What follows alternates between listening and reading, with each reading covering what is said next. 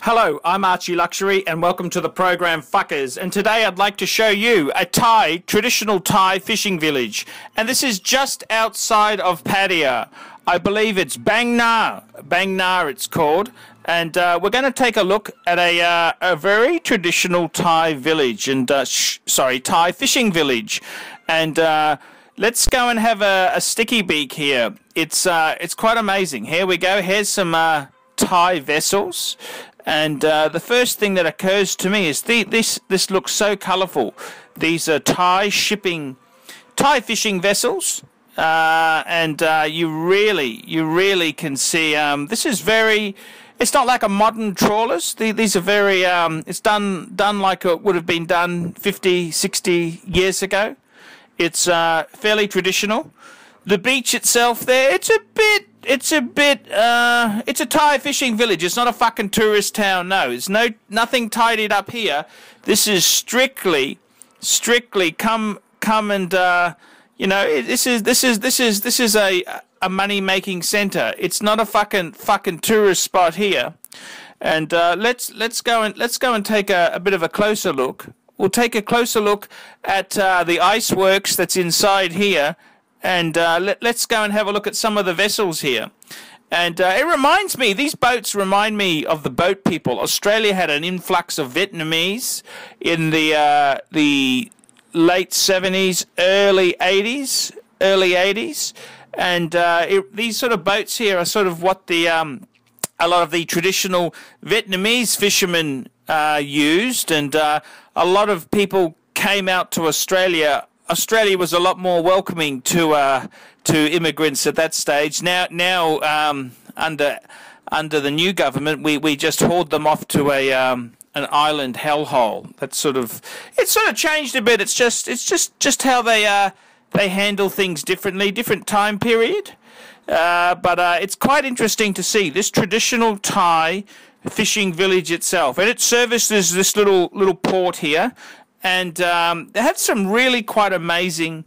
This may look a bit primitive, and you might think, geez, those vessels aren't up to modern trawler standards. But this is an employment hub for a lot of Thais who depend on the big seafood markets for survival. So don't look at it like that. This is a big profit center for the Thais, and seafood's a huge part of the Thai diet. And seafood, Thailand's got a lot of wonderful seafood, and this is where a lot of it comes from. A lot of traditional.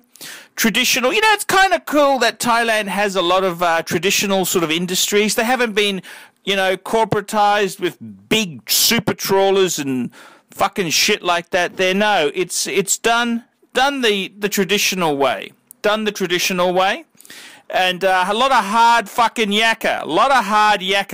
And I was quite impressed that they welcomed me in here. They didn't say anything. There's a big farang walking around with the camera. They were very, very cool fuckers, and they let me have a bit of a walk around there. And they're actually a bit noisy here because they're crushing the ice. They've got a special ice machine, which it's what they make. They get these big ice cubes in and they put it through a cutter, which makes it into ice, crushed ice for the fish. And I tell you what, I'm not quite sure the HS&E concerns of this cutter. I don't know whether it would come up to Western world HS&E standards. But having a look at these vessels, they're a sight. Look at that. You've got little bunks at the back of the vessels. They got little sleeping quarters where the crew can take a breather between fishing, and it's just so cool to have a look here and see how things are done the traditional way. And it's very effective. This is a lot of families here would be dependent on this income. And it's just nice to see that it hasn't been fucking spoiled. Corporates who are just after a buck. So, you know, it's very refreshing to see a traditional Thai fishing village. And these boats, look at it, look at the colours of them. It's sort of like those Indian trucks. And very superstitious, the Thais there. You know, they want to get a good catch. Yeah, look, good on them there. They're out there plying their trade. This is hard fucking work. This ain't easy. This ain't easy shit. This is fucking, you know, a lot of back-breaking manual labour is involved in this. And that's the thing about Thailand itself there. A lot of the industries are still very much reliant on manual labour and hard yakka. And that's how it is. Hard fucking yakka. No easy way of doing things. You've just got to get out there and get it done. And it's a very interesting way. You know, not everything's like the West, where we've got, you know, corporates have come in here. And I fear over time bigger vessels will sort of muscle these little guys out, and it won't be cost effective to run a small trawler. But it's really quite interesting. Hard-working Thais here, very hard-working, very back-breaking manual labour, lugging the ice and getting the fish to market. This is where it comes from. This is where a lot of the fish and seafood. It's beautiful. Look at it. It's just absolutely gorgeous. Beautifully, it's fresh. It's all happening here. And I had a fantastic time walking around a traditional Thai shipping village. And it's interesting. They don't sort of, you know, you just look at this place, it's very picturesque, and a lot of stuff's just thrown to the side. They don't really, I don't know, I'm not this, you know, it's just a traditional Thai shipping village. This is not a put on for the tourists. This is traditional Thai shipping village, fuckers. I'm ArchieLuxury. Tell me what you think of that.